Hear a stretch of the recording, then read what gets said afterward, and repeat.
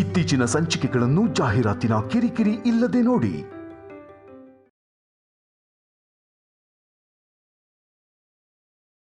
ಪೂಜೆ ಮಾಡಿದ್ದು ಪೂಜೆ ನಡೆದಿದ್ದು ಎರಡು ಶೌರ್ಯ ಕಲ್ಯಾಣಿ ಹೆಸರಲ್ಲಿ.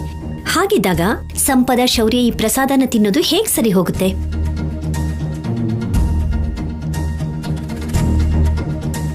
ಕೆಳಗಡೆ ಬಿದ್ದಿದ್ರಿಂದ ಭಾರ ಎತ್ತೋದು ಸ್ವಲ್ಪ ಕಷ್ಟ ಆಗಬಹುದು, ಆದ್ರೆ ಪ್ರಸಾದ ತಿನ್ನೋದು ಹೇಗ್ ಕಷ್ಟ ಆಗುತ್ತೆ ಹೇಳಿ? ನಿಜಾನೇ ಅಮ್ಮ.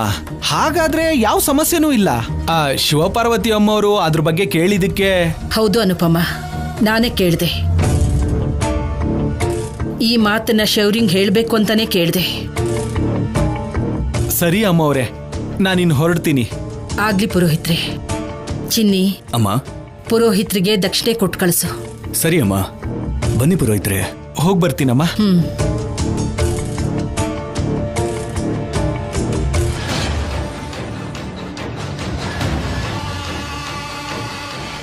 ಶೌರ್ಯ ಇಲ್ಲಿ ಸಂಪದಾಗ ತಿನ್ನಿಸ್ಬಿಡ್ತಾನೋ ಅಂತ ಇವ್ರಿಗೆಲ್ಲ ಭಯ ಶುರುವಾಗಿರ್ಬೇಕು ಪಾಪ.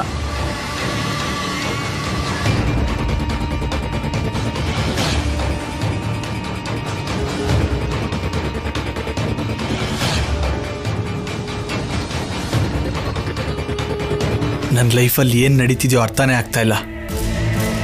ಸಂಪದನೇ ನನ್ನ ಲೈಫ್ ಅನ್ಕೊಂಡಿದ್ದೆ, ಆದರೆ ಅವಳು ಇವಾಗ ನನ್ನ ಲೈಫಲ್ಲಿ ಇಲ್ಲ. ಆವೇಶದಲ್ಲಿ ನಾನು ತಪ್ಪು ಮಾಡಿದೆ ಅನ್ಕೊಂಡ್ರು ನನಗೆ ಇಷ್ಟೊಂದು ಶಿಕ್ಷೆ ಕೊಡಬೇಕಾ? ಸಂಪದ ನಿಜವಾಗ್ಲೂ ನನ್ನನ್ನು ಮರ್ತೋಗಿದ್ದಾಳ?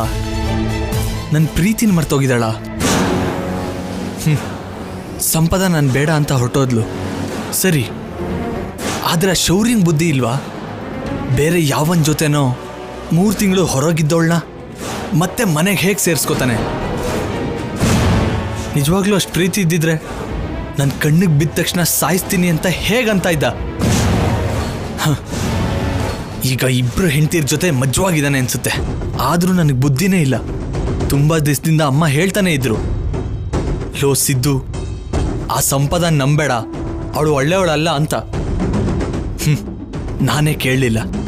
ಪ್ರೀತಿ ಪ್ರೀತಿ ಅಂತ ಅವಳನ್ನ ನನ್ನ ಜೊತೆ ಕರ್ಕೊಂಬಂದೆ. ಅವಳಿಗೆ ಮದುವೆ ಆಗಿ ಮಗು ಇದ್ರು ಯಾವತ್ತೂ ಅವಳ ಮೇಲೆ ಪ್ರೀತಿ ಕಮ್ಮಿ ಆಗಿರಲಿಲ್ಲ. ಅಷ್ಟು ಸಾಲದು ಅಂತ ಅವಳಿಗೋಸ್ಕರ 2 ಸಲ ನನ್ನ ಪ್ರಾಣನೂ ಪಣಕ್ಕಿಟ್ಟಿದ್ದೆ. ಈಗ ಅವಳೇ ನನ್ನನ್ನು ಬಿಟ್ಟು ಬದುಕ್ತಿರ್ಬೇಕಾದ್ರೆ ನಾನು ಬದಲಾಗಕ್ಕಾಗಲ್ವಾ? ನಾನು ಬದುಕಕ್ಕಾಗಲ್ವಾ? ಬದುಕ್ತೀನಿ, ಅವಳಕ್ಕಿಂತ ಸಂತೋಷವಾಗಿ ಬದುಕ್ತೀನಿ. ಅವಳ ಕಣ್ಮುಂದೆನೇ ಸುತ್ತಾಡ್ತೀನಿ. ಅಮ್ಮ ಹೇಳ್ದಾಗೆ ಮಹಾಲಕ್ಷ್ಮಿನೇ ಮದುವೆ ಆಗ್ತೀನಿ.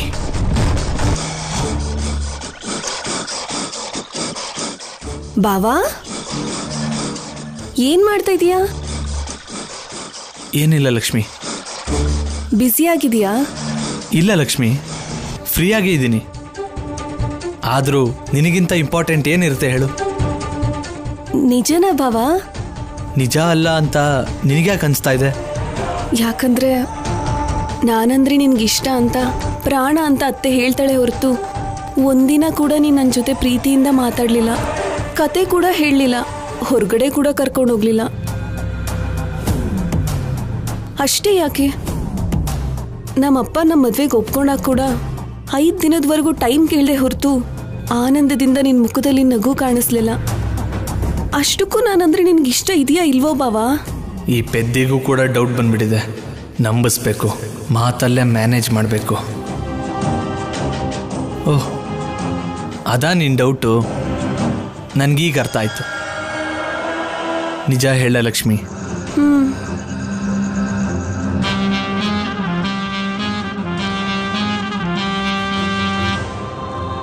ಬೇಕು ಅಂತಾನೆ ನಿನ್ನಿಂದ ದೂರ ಇದ್ದೆ. ನಿನ್ನ ನೋಡಿದ ಫಸ್ಟ್ ಡೇ ಇಂದಾನೆ ನಾನು ನಿನ್ನ ಪ್ರೀತಿಸಕ್ಕೆ ಶುರು ಮಾಡಿದೆ. ಹೌದಾ ಬಾವಾ? ಮತ್ತೆ ನನ್ಗೆ ಹೇಳಲೇ ಇಲ್ಲ? ಅದಕ್ಕೆ ಕಾರಣ ಇದೆ ಲಕ್ಷ್ಮಿ. ಅಷ್ಟಕ್ಕೂ ಅತ್ತೆಗೆ ನಾನಂದರೆ ಇಷ್ಟ ಇಲ್ಲ. ನಾವಿಲ್ಲಿರ್ತೀವಿ ಅಂದ್ರೇ ಒಪ್ಕೊಳ್ಳಿಲ್ಲ. ಅಂಥದ್ರಲ್ಲಿ ನಾನು ನಿನ್ನ ಇಷ್ಟಪಡ್ತಾ ಇದ್ದೀನಿ, ಮದುವೆ ಮಾಡ್ಕೋತೀನಿ ಅಂದರೆ ಒಪ್ಕೋತಾರ? ಅದಕ್ಕೆ ನನ್ನ ಮನಸ್ಸಲ್ಲಿರೋ ಪ್ರೀತಿನ ನಿನಗೆ ಹೇಳಲಿಲ್ಲ. ನಿನ್ನ ಜೊತೆ ಪ್ರೀತಿಯಾಗಿ ಮಾತಾಡಬೇಕು ಅನ್ಸಿದ್ರು ಅದನ್ನು ತೋರ್ಸೋಕ್ಕಾಗದೆ ದೂರ ಇದ್ಬಿಟ್ಟೆ. ಹಾಗೆ ದೂರ ಇದ್ದು ಎಷ್ಟು ನರಕ ಅನುಭವಿಸಿದ್ದೀನೋ ನನಗೆ ಮಾತ್ರ ಗೊತ್ತು ಲಕ್ಷ್ಮಿ. ಒಂದೊಂದ್ಸಲ ಪ್ರಾಣ ಹೋಗ್ತಾ ಇದೆ ಅನಿಸ್ತಿತ್ತು. ಅದಕ್ಕೆ ನನ್ನ ಪ್ರೀತಿನ ಯಾವತ್ತೂ ನಿನಗೆ ಹೇಳಲಿಲ್ಲ. ಅಮ್ಮಂಗೂ ಕೂಡ ಹೇಳಬೇಡ ಅಂದಿದ್ದೆ, ಆದರೆ ನಿಂಗೆ ಹೇಳ್ಬಿಟ್ಟಿದ್ದಾರೆ. ಒಳ್ಳೇದೇ ಆಯ್ತು ಬಿಡು, ದೊಡ್ಡವರೆಲ್ಲ ಒಪ್ಕೊಂಡ್ಬಿಟ್ಟಿದ್ದಾರೆ. ಇವಾಗ ನಂಗೆ ತುಂಬ ಅಂದರೆ ತುಂಬ ಸಂತೋಷ ಆಗ್ತಾ ಇದೆ ಲಕ್ಷ್ಮಿ. ಇದೆಲ್ಲ ನಿಜನಾ ಬಾವಾ? ನೀನು ಸಂಪದಕ್ಕೆ ಹೋದಾಗ್ಲಿಂದ ಬೇಜಾರಲ್ಲಿ ಇದ್ದಿದ್ದಕ್ಕೆ ನೀನು ನನ್ನ ಲವ್ ಮಾಡ್ತಿಲ್ವೇನೋ, ಸಂಪದಕ್ಕನ್ನು ಲವ್ ಮಾಡ್ತಿದ್ಯೇನೋ ಅಂತ ಅನ್ಕೊಂಡೆ.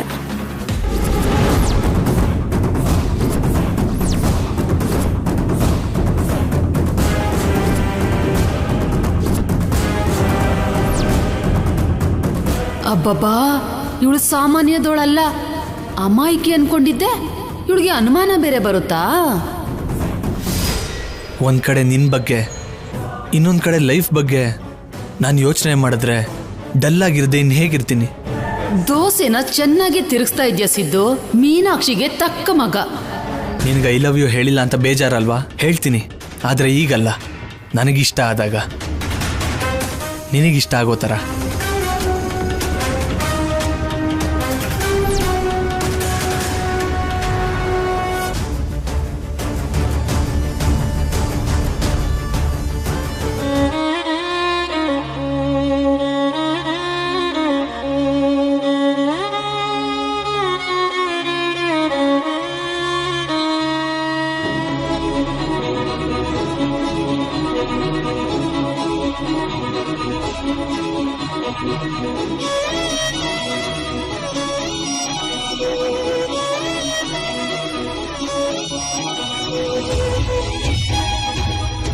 ಸಂಪದ ಎಲ್ಲಿಗೂ ಹೋಗಲ್ಲ ಅಜ್ಜಿ.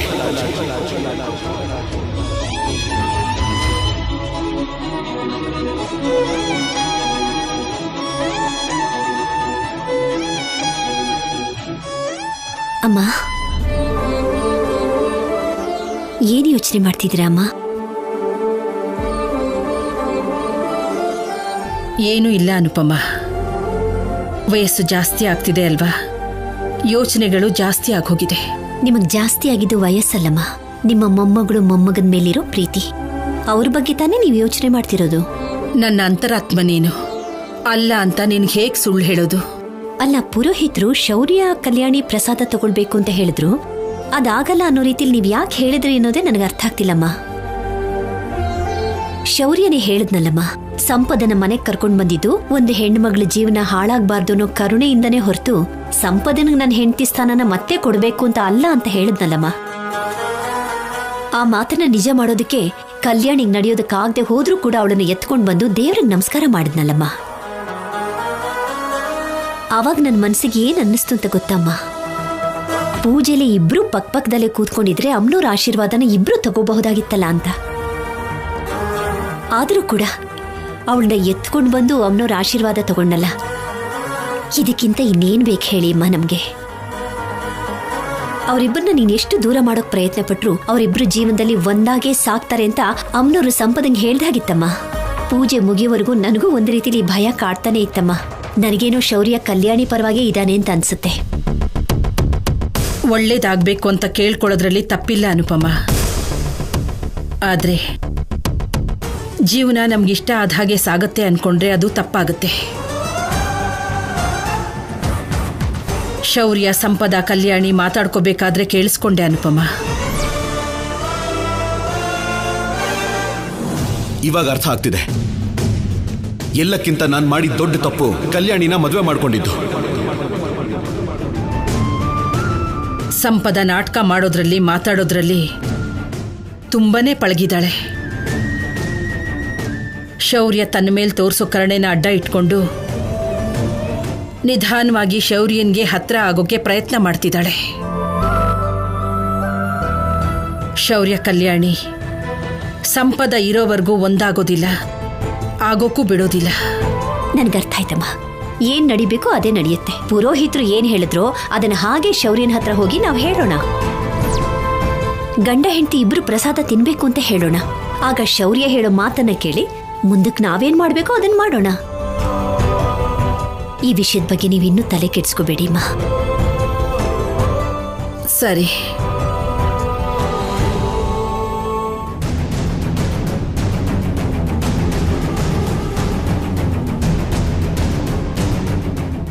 ಕಲ್ಯಾಣಿ, ನಿನಗೇನ್ ಬೇಕಾದ್ರೂ ನನ್ನ ಕೇಳು, ಸರಿನಾ?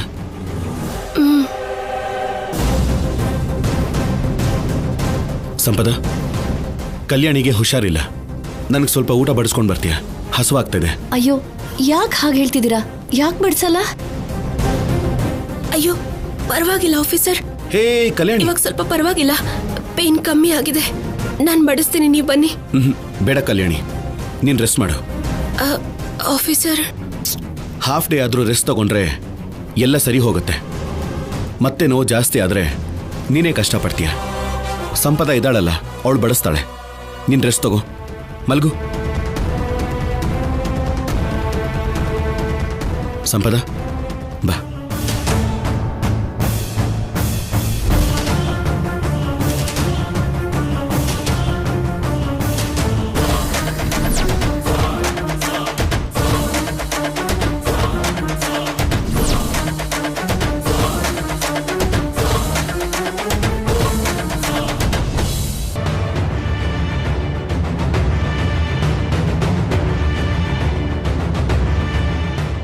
ಊಟ ಬಡಿಸು ಅಂತೀರಾ, ತಿಂಡಿ ಬಡಿಸು ಅಂತೀರಾ? ತಿಂಡಿ ಬಡಿಸು. ಏನ್ ಶೌರ್ಯ, ಹೊಸದಾಗಿ ಸಂಪದ ಬಡಿಸ್ತಾ ಇದ್ದಾಳೆ? ಮನೇಲಿ ಎಲ್ಲರೂ ಸತ್ತು ಹೋಗಿದಾರಾ? ಅಥವಾ ಮನೇಲಿರೋರು ಯಾರು ನಿನ್ನ ಕಣ್ಣು ಕಾಣಿಸ್ತಿಲ್ವಾ? ಅದ್ಯಾಕಮ್ಮ ಹಾಗೆ ಮಾತಾಡ್ತಿದ್ಯಾ? ಕಲ್ಯಾಣಿಗೆ ಹುಷಾರಿಲ್ಲ ಅಂತ ಸಂಪದಾನ... ಕಲ್ಯಾಣಿಗೆ ಹುಷಾರಿಲ್ಲ ಅಂತಂದ್ರೇನು? ತಾಯಿಯಾಗಿ ನಾನಿದ್ದೀನಿ. ನಿನ್ನ ಬೆಳೆಸಿರೋ ತಾಯಿ ಅನುಪಮ ಇದ್ದಾಳೆ. ಯಾರನ್ನೇ ಕರೆದಿದ್ರು ಬಂದು ಬಡಿಸ್ತಾರಲ್ವಾ? ಅನವಶ್ಯಕವಾಗಿ ಇವಳನ್ನ ಕರೆದು ಊಟ ಬಡಿಸ್ಕೊತಾ ಇದೆಯಾ? ಹಸುವಿಂದ ಇರೋರ್ಗೆ ಅನ್ನ ಬಡಿಸೋದು ಕೂಡ ತಪ್ಪು ಅಂತೀರಾ ಅತ್ತೆ? ಕಲ್ಯಾಣಿ ಈ ಮನೆಗೆ ಬರಕ್ ಮುಂಚೆ ಎಲ್ರಿಗೂ ನಾನೇ ಅಲ್ವಾ ಬಡಿಸ್ತಿದ್ದು? ಬಾಯ್ ಮುಚ್ಚು. ಆ ದಿನಗಳನ್ನ ಮತ್ತೆ ನೆನ್ಪು ಮಾಡ್ಬೇಡ. ನಿನ್ನ ಸಾಯಿಸ್ಬೇಕು ಅನ್ನೋಷ್ಟು ಕೋಪ ಮತ್ತೆ ಬರತ್ತೆ. ನಾಟಕ ಮಾಡೋರ್ನ ಕಂಡ್ರೆ ನನ್ಗಾಗಲ್ಲ. ನಿಜವಾಗ್ಲೂ ಗಂಡನ ಮೇಲೆ ಪ್ರೀತಿ ಇದ್ದಿದ್ರೆ ಇನ್ನೊಬ್ಬ ಗಂಡಸಿನ ಜೊತೆ ಓಡ್ ಹೋಗ್ತಿರ್ಲಿಲ್ಲ. ನೀನೊಬ್ಳು ಪಾಪಿಷ್ಟೆ. ನಿನ್ ನೆರಳು ನನ್ನ ಮಗನ ಮೇಲೆ ಬೀಳೋದಕ್ಕೆ ನಾನು ಅವಕಾಶ ಕೊಡಲ್ಲ.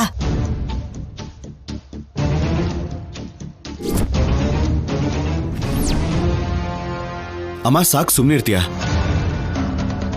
ಅವಳೇನು ನಾನೇ ಬಡಿಸ್ತೀನಿ ಅಂತ ಬರಲಿಲ್ಲ. ಕಲ್ಯಾಣಿಗೆ ಹುಷಾರಿಲ್ಲ ಅಂತ ನಾನೇ ಇವಳನ್ ಬಾ ಅಂತ ಕರೆದೆ. ನೀನು ಪ್ರತಿ ವಿಷಯನೂ ದೊಡ್ಡದು ಮಾಡಬೇಡ. ಸಂಪದ, ನೀನು ಬಡಿಸು. ಅಗತ್ಯ ಇಲ್ಲ.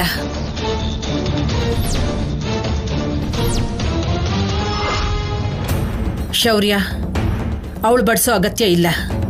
ನೀನು ಕಲ್ಯಾಣಿ ಸೇರಿ ಅಮ್ನೋರ್ ಪ್ರಸಾದ ತಿನ್ಬೇಕು ಅಂತ ಪುರೋಹಿತರು ಹೇಳಿದ್ದಾರೆ. ಆದ್ರೆ ಅಜ್ಜಿ, ಶೌರ್ಯಂಗೆ ತುಂಬಾ ಹಸುವಾಗ್ತಿದ್ಯಂತೆ. ಕಲ್ಯಾಣಿಗೇನೋ ಹುಷಾರಿಲ್ದೆ ಮಲ್ಗಿದಾಳೆ. ಇಬ್ರು ಸೇರಿ ತಿಂಡಿ ತಿಂದ್ಮೇಲೆ ತಿಂತಾರೆ ಬಿಡಿ. ಮೊದಲು ತಿಂಡಿ ತಿನ್ಲಿ ಅಜ್ಜಿ. ನೀನು ಮಧ್ಯದಲ್ಲಿ ಬಂದು ಸಲಹೆ ಕೊಡೋ ಅವಶ್ಯಕತೆ ಇಲ್ಲ. ಕಲ್ಯಾಣಿ ಹಬ್ಬ ಬಂದಾಗೆಲ್ಲ ಈ ಮನೆಯವ್ರು ಚೆನ್ನಾಗಿರ್ಲಿ, ಶೌರ್ಯ ಚೆನ್ನಾಗಿರ್ಲಿ ಅಂತ ಯಾವಾಗ್ಲೂ ಸಂಕಲ್ಪ ಮಾಡ್ಕೋತಾಳೆ. ಪೂಜೆನಂತೂ ಅವಳ ಕೈಲಿ ಕೂತ್ ಮಾಡೋಕ್ಕಾಗ್ಲಿಲ್ಲ. ಕೊನೆ ಪಕ್ಷ ಸಂಕಲ್ಪನಾದ್ರೂ ನೆರವೇರಿಸ್ಬೇಕಲ್ವಾ? ಅದಕ್ಕೆ ಶೌರ್ಯ ಕಲ್ಯಾಣಿ ಇಬ್ರು ನೈವೇದ್ಯ ಪ್ರಸಾದನ ತಿನ್ಬೇಕು ಅಂತ ಪುರೋಹಿತರು ಮಾತಿಗೂ ಹೇಳಿದ್ದಾರೆ. ಅಂದ್ರೆ ಗಂಡ ಹೆಂಡತಿ ತಿನ್ಬೇಕಾ?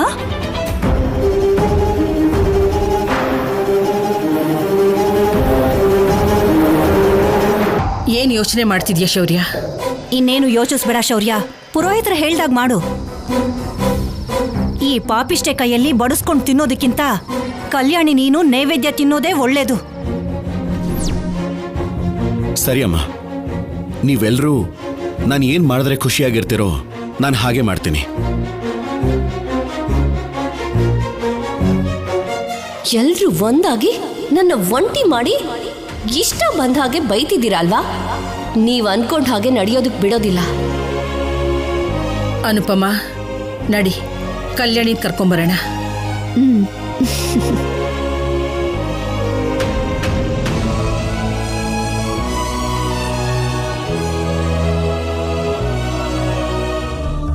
ಸಂಪದ, ಕಲ್ಯಾಣಿಗೆ ಹುಷಾರಿಲ್ಲ. ನನಗೆ ಸ್ವಲ್ಪ ಊಟ ಬಡಿಸ್ಕೊಂಡು ಬರ್ತೀಯಾ? ಹಸುವಾಗ್ತದೆ. ಅಯ್ಯೋ, ಯಾಕೆ ಹಾಗೆ ಹೇಳ್ತಿದ್ದೀರಾ? ಯಾಕೆ ಬಡ್ಸಲ್ಲ?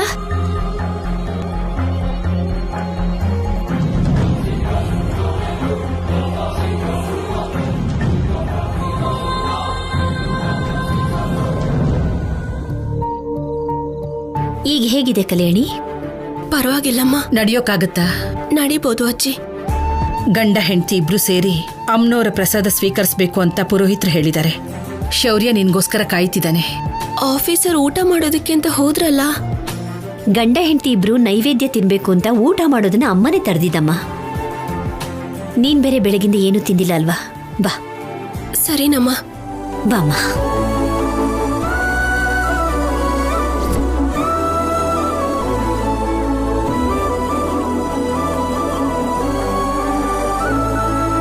ಕೂತ್ಕೋ. ಶೌರ್ಯ, ಬಾ ಇಲ್ಲಿ. ಹೋಗೋ.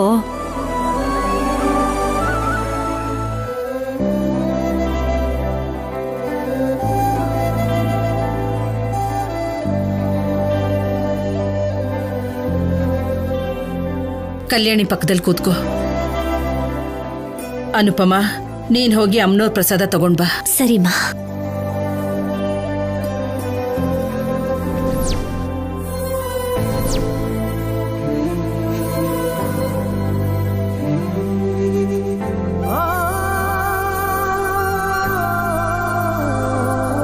ಶೌರ್ಯ,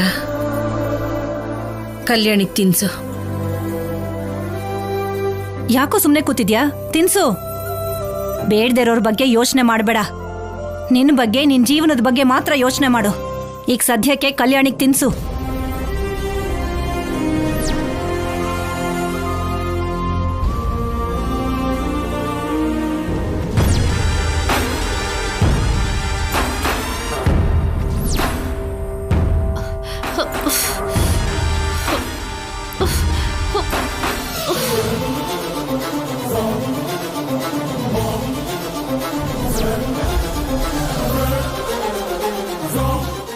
ಸಂಪದ, ಸಂಪದ, ಸಂಪದ, ಸಂಪದ, ಸಂಪದ, ಸಂಪದ, ಏನಾಯ್ತು? ಸಂಪದ.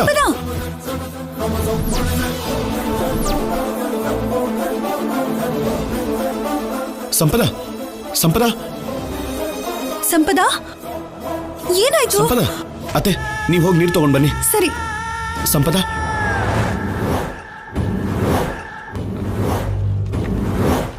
ಸಂಪದ, ಸಂಪದ, ಸಂಪದ, ಮುಖದ ಮೇಲೆ ಹಾಕಿ ಅತ್ತೆ. ಸಂಪದ, ಏನಾಯ್ತು? ಸಂಪದ, ಸಂಪದ, ಏನಾಯ್ತು ಸಂಪದ? ಮನೇಲಿ ಪೂಜೆ ಅಲ್ವಾ? ಬೆಳಗ್ಗೆಯಿಂದ ಅವಳು ಏನೂ ತಿಂದಿಲ್ಲ ಶೌರ್ಯ. ಅದಕ್ಕೆ ತಲೆ ಸುತ್ತ ಬಂದು ಬಿದ್ಬಿಟ್ಲು.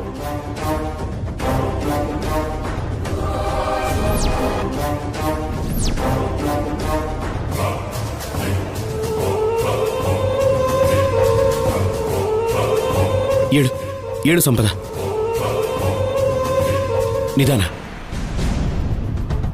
ಇಲ್ಲಿ ಕೂತ್ಕೋ, ಕೂತ್ಕೋ.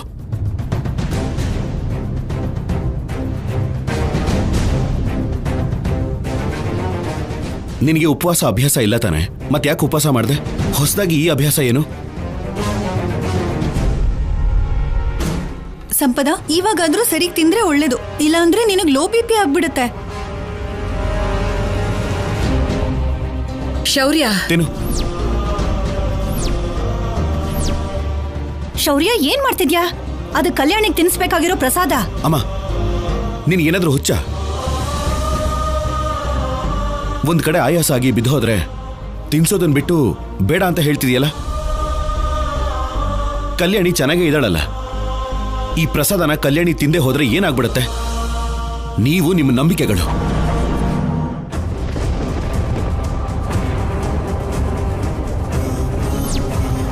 ಸಂಪದ, ಅವ್ರ ಮಾತಿಗೆ ತಲೆ ಕೆಡಿಸ್ಕೋಬೇಡ. ನೀನ್ ತಿನ್ನು.